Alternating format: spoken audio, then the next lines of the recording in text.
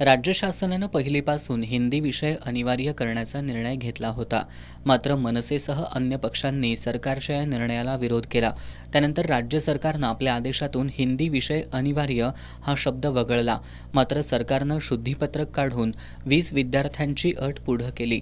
चलाखी करून मागील दरवाजानं हिंदी सक्ती करण्याच्या सरकारच्या या दांडगाई धोरणाचा तीव्र विरोध केला. हिंदी सक्तीचा इतका अट्टहास कशासाठी हा सवालही सरकारला विचारला जातोय. कोल्हापुरातही मनसेचे कार्यकर्ते आक्रमक झाले असून हा निर्णय लादला गेला तर मनसे स्टाईलनं आंदोलन करण्याचा इशारा शहराध्यक्ष प्रसाद पाटील यांनी दिलाय. हिंदी भाषा आपण तिसरी भाषा म्हणून आज महाराष्ट्रातल्या मुलांच्या वरती लादण्याचा प्रयत्न करत आहात. त्याच पद्धतीनं इतर राज्यांमध्ये आज मराठी ही मातृभाषा जी महाराष्ट्राची आहे ती तिसरी भाषा म्हणून इतर राज्यामध्ये तुम्ही शिकवण्याची सक्ती करणार का, हा जाहीर सवाल या महाराष्ट्र शासनाला आणि मुख्यमंत्र्यांना आहे. या निमित्तानं आम्हाला एवढंच सांगणं आहे की मागच्या दाराच्या आडून हिंदीची सक्ती करण्याचा जो या राज्य शासनाचा डाव आहे, कुटील डाव, आम्ही कदापि यशस्वी होऊ देणार नाही.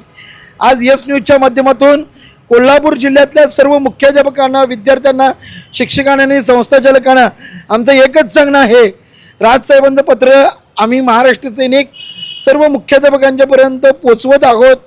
मात्र अशा पद्धतीनं जर कोणत्याही शाळेनं हिंदी सक्ती करण्याचा प्रयत्न केला तर त्या शाळेला महाराष्ट्र नवनिर्माण सेना कोल्हापूरतर्फे मनसे स्टाईलने धडा शिकवल्याशिवाय आम्ही राहणार नाही.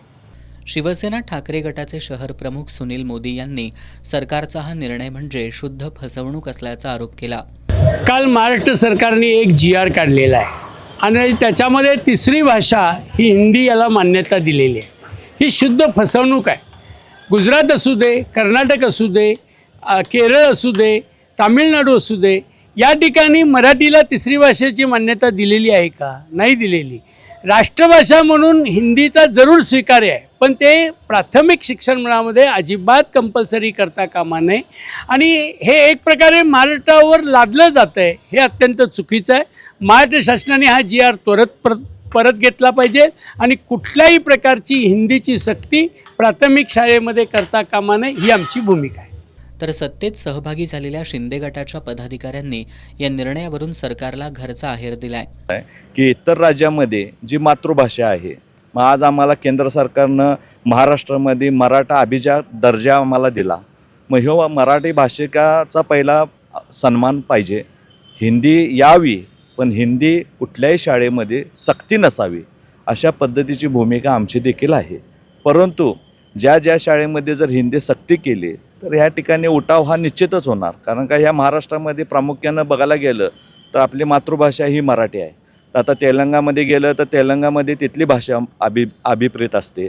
तसेच आम्हाला पण आमच्या महाराष्ट्रामध्ये आम्हाला मराठी भाषा ही अभिप्रेत आहे.